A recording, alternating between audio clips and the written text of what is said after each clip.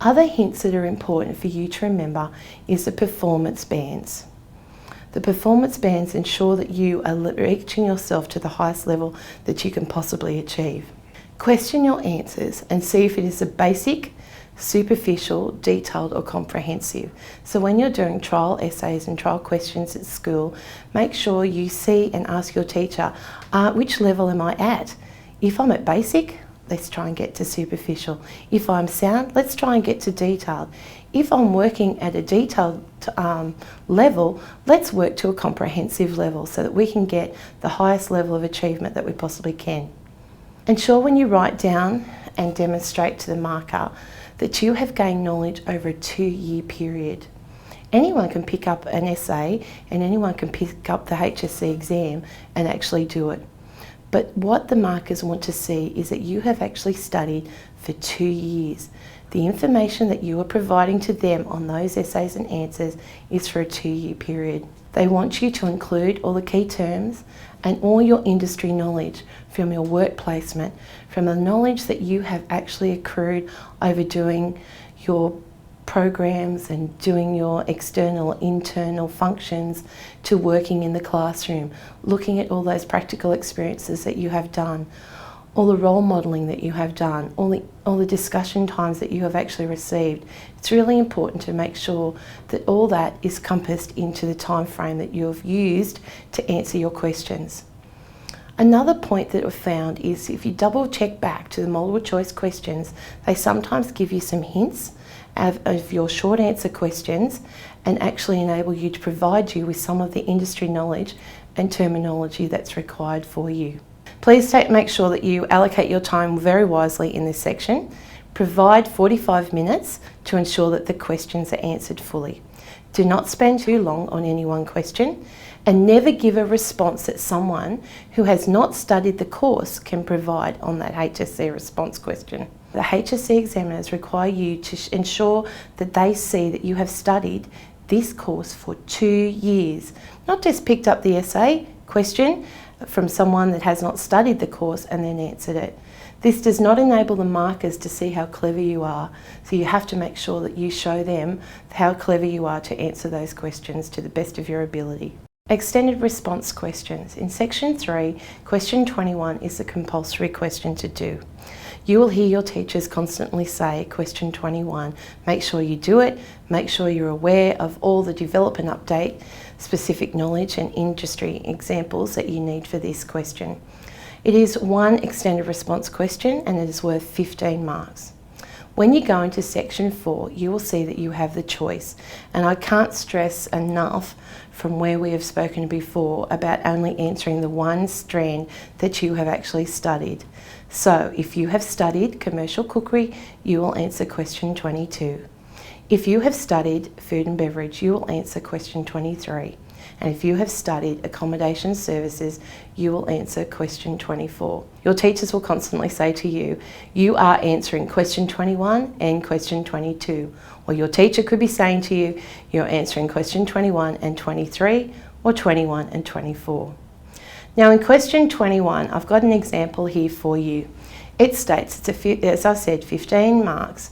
Allow yourself about 25 minutes for this question. In the rubric, it asks you to demonstrate knowledge and understanding relevant to the question, communicate ideas and information using relevant workplace examples and industry terminology, and present a logical and cohesive response. Now, that is really important that you take note of all those 3 things if you want to get the highest level results from the question answer that you're going to be doing. Question 21 states, justify the importance of implementing environmental sustainable work practices in the hospitality industry when using materials, energy, equipment, and associated consumables. Those 3 things, now when we break this essay down, we look at 4 things in the actual question. The word justify, so that means we've got to provide examples to the question. Importance of implementing, so importance, why is it important? Next one, implementing environmental sustainable work practices. How are we going to implement them? What are the environmental sustainable work practices? and using the 3 examples, using materials, energy, equipment and associated consumables. Now that question is a very good question in regard to the topical nature of what is happening in the media and within the industry at the moment. It is a possible question that you could get similar to that in the HSC. So you have to make sure that you break that down, provide definitions of the word environmental sustainability, sustainable work practices, also implementing. What is the word implementing mean? Implementing means on how you're going to distribute that or how you're going to provide for that in the industry. When you're looking at things such as materials, we're going to be looking at the goods or the materials that you're usually using in your hospitality industry. Energy, you're going to be looking at the energy sources that you're using, whether it be water, whether it be gas, whether it be electricity. Also, and then the third part is the equipment and associated consumables. How are you using those in your actual industry? So the equipment could be the use of a combi oven, the use of a dishwasher that's using higher energy levels or reduced water in that, using products or natural products that you're actually using in the industry. So when you break that down, you can see that it's very important for you to actually ensure that you've got full definitions and responses that are going to answer that question correctly. Hints in this section are very important. Remembering that if you do yourself a draft, to make sure your draft is actually in your booklet. Allow yourself to highlight the questions as we have done previously, making sure that you have studied the correct section, making sure that you circle and provide definitions in there. Don't rewrite the question because it's just an actual waste of time. Use all the writing book space that you have, and if needed, ask for more booklets, because remember, some people will write larger writing, some will have smaller, so you need to make sure you provide yourself with enough writing material. Students won't be penalised for the response of your excessive length, but they might write less or might more than what is expected, or their response will be marked on their actual merits. So just make sure that you don't waffle too much. Make sure that you provide the information that's required, provide those industry quotes and industry examples. It's always really handy for you to refer back to your work placement and provide those information as well. The rubric that I talked about previously in question 21, I started reading for you, is really important. That provides a marking scale as part, or actually provides information for the marking scale for you for your answer. All questions are always double marked, but the rubric is crucial to your extended response question. Know and understand the rubric. You must demonstrate knowledge and understanding relevant to the question. So that's providing detailed information.